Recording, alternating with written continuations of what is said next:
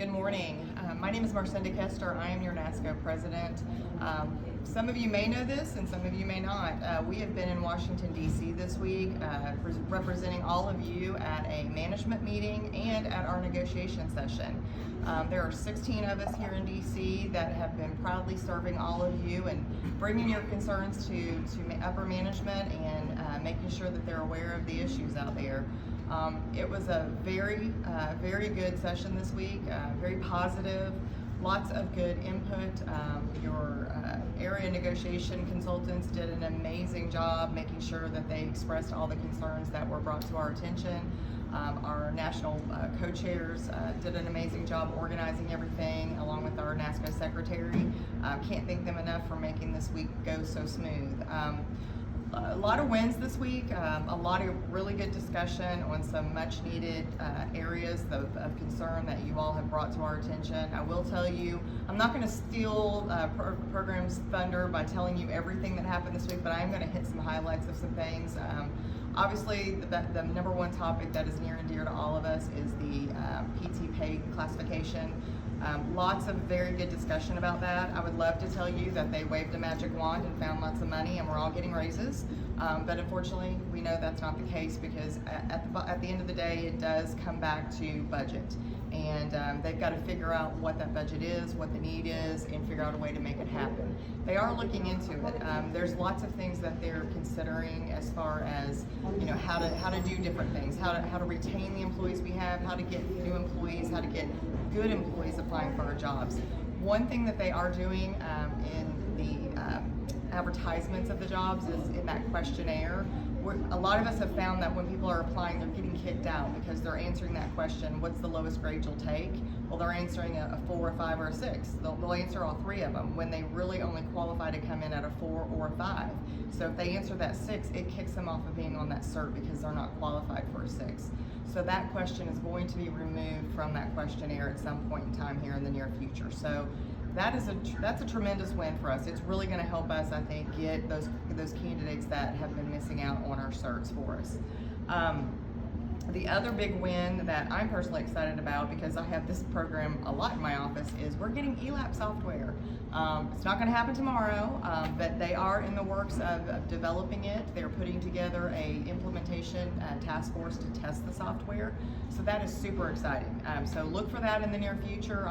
They didn't give us a date, but the fact that it's almost to the point to be tested is very exciting and just awesome that we're actually going to have some software and put some integrity maybe into this program and not, I know myself, I feel like I'm on a limb some days, loading everything manually because, it's bad data in, bad data out. So, you just got to be careful with it. So with that, there was a couple of items that they asked us to mention to everybody that came up this week that they wanted to make sure that the county offices were aware of.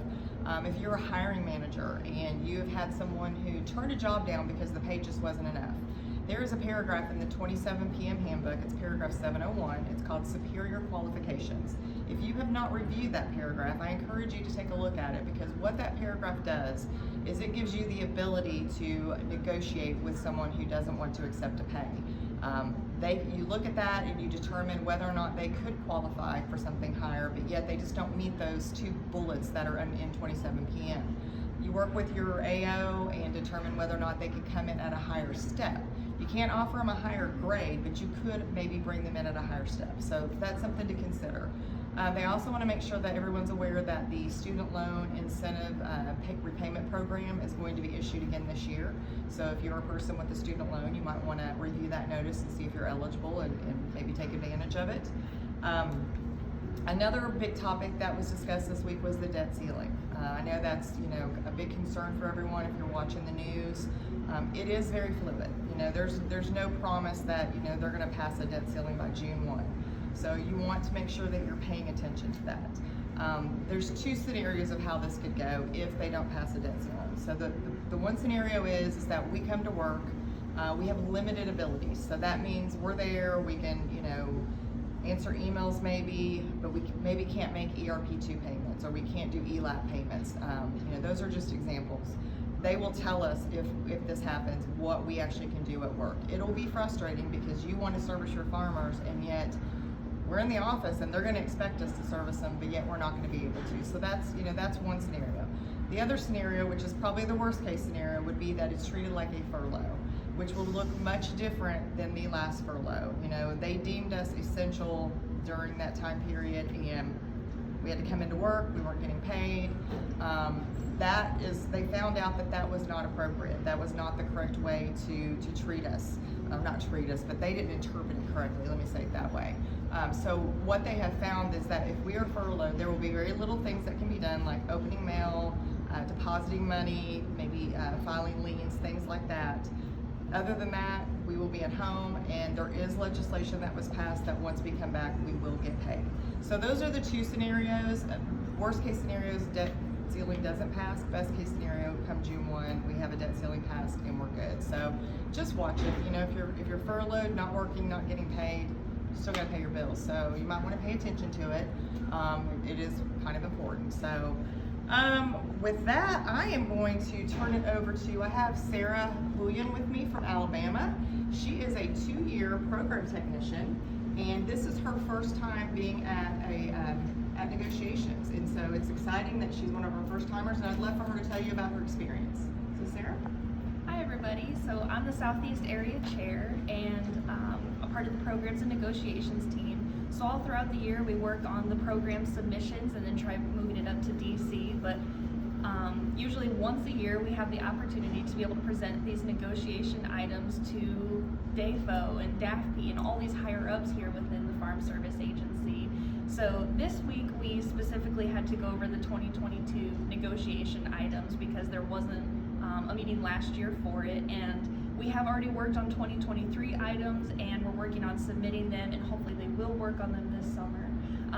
But this week was all about 2022, and so there was a lot of they've had a chance to read them already and they had given us a response, and we finally had the opportunity to be able to say, that's not good enough for us, or we need you to follow up. You said you were going to take it up with OCIO.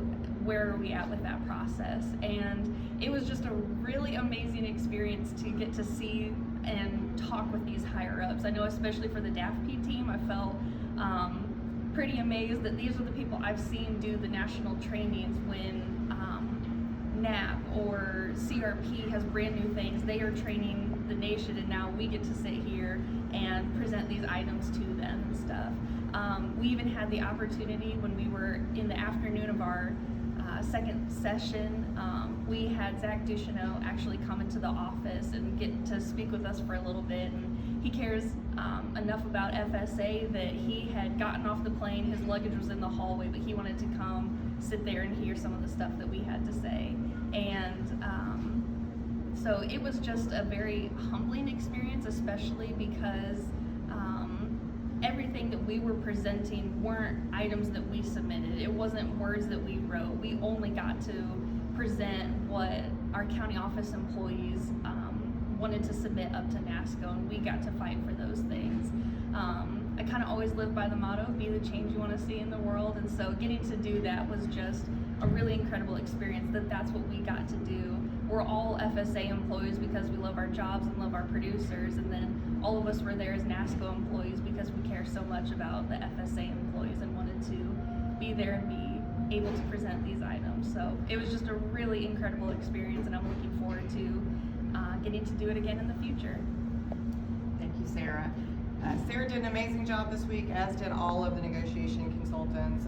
Very proud to be your president. Was proud to be here this week. I think Sarah witnessed the passion that leadership all the way from Zach all the way down showed, and their concerns about the pay that's happening out there, and I think everybody saw that they're very aware and they're concerned and they're looking into it and they're going to try their best to help us. So that was a good thing. The last thing I want to mention is there is a federal employee viewpoint survey out there. I know I'm one of those that when I get it, I kind of maybe ignore it, maybe not, depends on how busy I am. I'm going to tell you, I'm going to do it this year, and I would encourage you to do it as well. They stress to us how important it is that our employees are happy. They are very concerned that the morale is so low, and they want to fix that. When I started 31 years ago, I think our agency was #1 within USDA, and now we're very, very low towards the bottom. And understandably, I mean, we're under a lot of stress. They dump program after program, the pay concerns, all of that. They want to hear from us. They want to know what's working out there. They want to know what's not working out there. We need to express that to them so they can try to help us resolve this and get FSA back to where it was years ago, where everybody really loved their jobs. Not that we don't now, it's just very stressful, and we all understand that. So take the time, fill it out if you would, and be honest with them and tell them what works, because if it works for you, it might work somewhere else, and then tell them what's not working as well. So with that, I'm going to close up and say thank you, and that's it.